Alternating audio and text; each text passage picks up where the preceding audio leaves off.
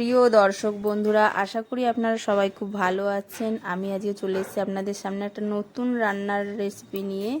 সেটা হচ্ছে ভোলা মাছের ঘন্ট। তো দেখে নিন আমরা কি কি নিয়েছি।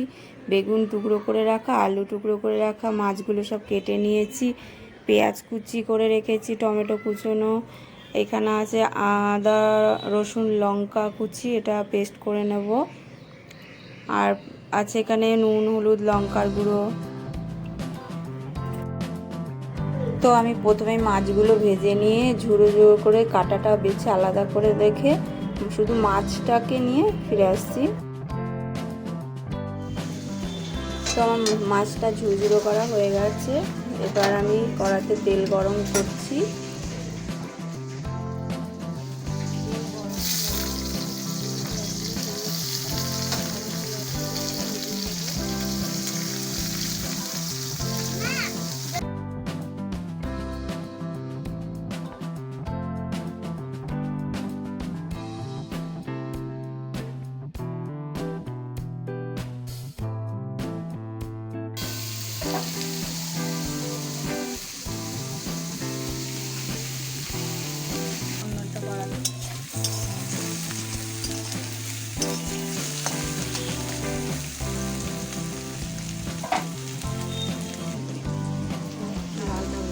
একটু ভাজা হোক,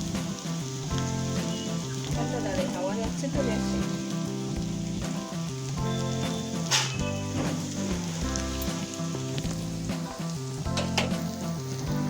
পেঁয়াজটা একটু ভাজা হয়ে গেছে, এবার আলুগুলো সব দিয়ে দিচ্ছি, টুকরো করা আলু। পেঁয়াজের সাথে আলুটাও আর একটু ভাজবো। তো পেঁয়াজটা পুরো ভাজা হওয়ার আগে তার মধ্যে আলুটা দিয়ে দিলাম, একটু নেড়ে চেড়ে নিয়ে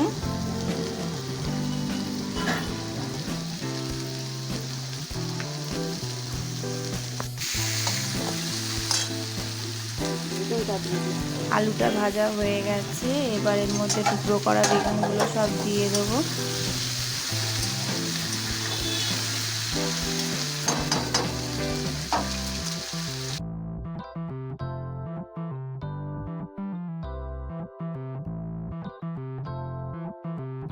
বেগুনটা এই আলুর সাথে একটু ভেজে নেব, কারণ আলু পেঁয়াজ বেগুন এগুলো যদি একটু প্রথমে ভেজে নেওয়া যায় তো রান্নার টেস্টটা খুব ভালো হয়।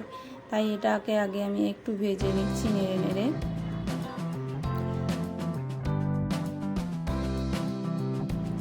তবে এর মধ্যে অনেকেই মশলা দিয়ে একবারে কষিয়ে নেয়, কিন্তু আমি সেটা করব না। আমি এর মধ্যে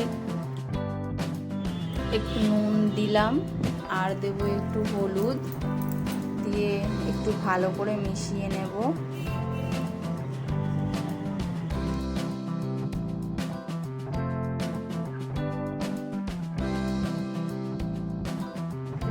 নুন হলুদটা ভালো করে মেশানো হয়ে গেছে, নাড়িয়ে একটু চাপা দিয়ে দেবো 5 মিনিটের মতন, একটু হালকা সিদ্ধ হওয়ার জন্য। তো 5 মিনিট পর ফিরে এলাম, দেখে নিয়ে একটু নরম হয়েছে।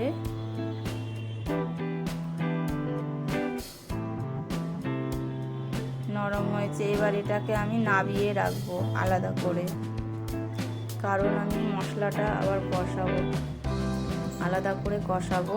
কষিয়ে এর মধ্যে আবার এই সবজিটা ঢেলে দেবো। তো চলুন দেখে নিই। কড়াতে তেল গরম করেছি,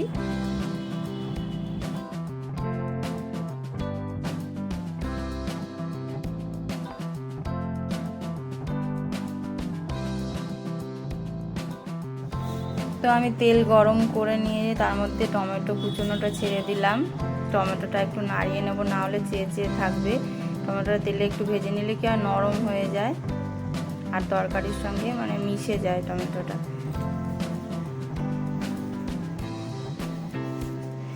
একটু সামান্য নুন দিয়ে দিলাম।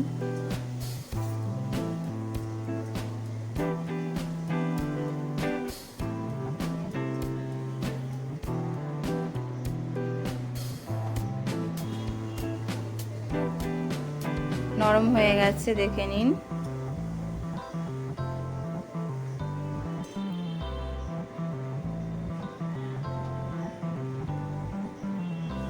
এবার এর মধ্যে আদা বাটা রসুন বাটা যে পেস্ট করা ছিল সেইটা মশলাটা আমি ঢেলে দিলাম পুরোটাই, দিয়ে একটু নেড়ে চেড়ে নেব।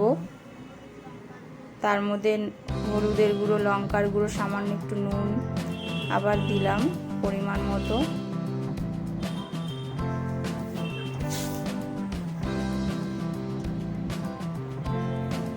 ভালো করে নেড়ে চেড়ে নিয়ে মশলাটাকে একটু কষিয়ে নেব।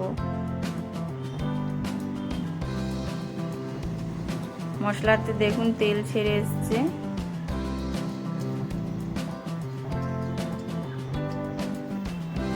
কষানো হয়ে এসছে,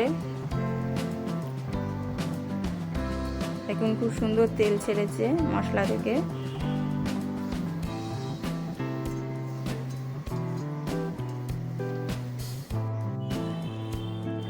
এবার এর মধ্যে আমি একটু মশলার জলটা দিয়ে দেবো, কারণ মশলাটা ভাজা হয়ে গেছে। এর মধ্যে একটু মশলার জল দিয়ে দেবো, দিয়ে আবার নাড়াচাড়া করব। একটু নাড়িয়ে নিয়ে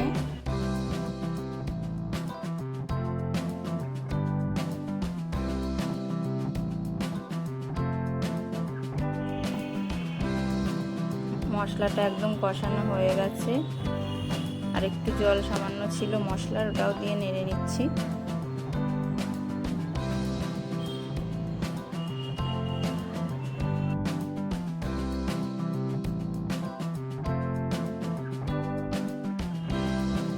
এবার আমি এর মধ্যে ভেজে রাখা সবজিগুলো সব দিয়ে দেব।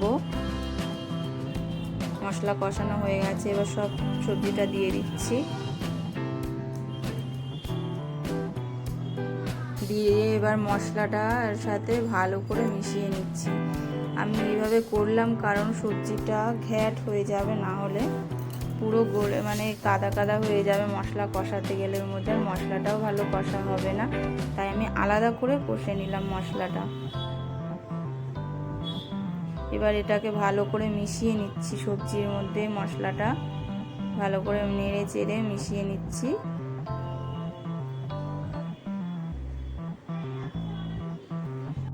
কষানো হয়ে গেছে, এবার এর মধ্যে আমি একটু জল দিয়ে দেবো আর একটু ভালো করে সিদ্ধ হওয়ার জন্য অল্প করে একটু জল দিয়ে দিলাম পরিমাণ মতন।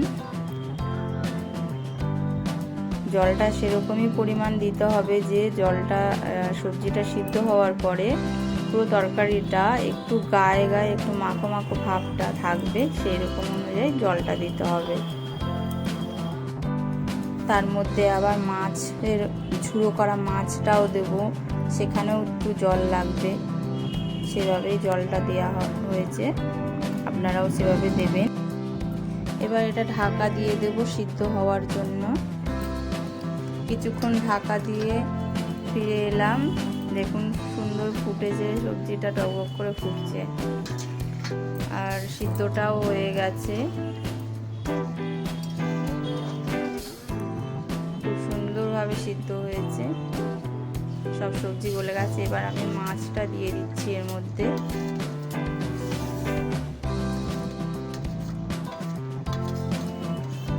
মাছের থেকে কাঁটাগুলো কিন্তু সব বেছে আলাদা করে ওটা ফেলে দিতে হবে।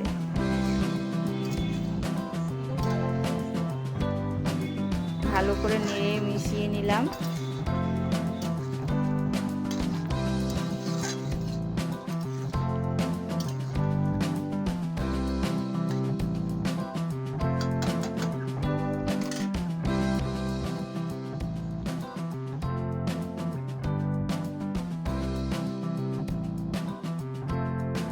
কিছুক্ষণ এভাবে ফুটিয়ে নেব, তরকারিটা একটু ফোটাতে হবে।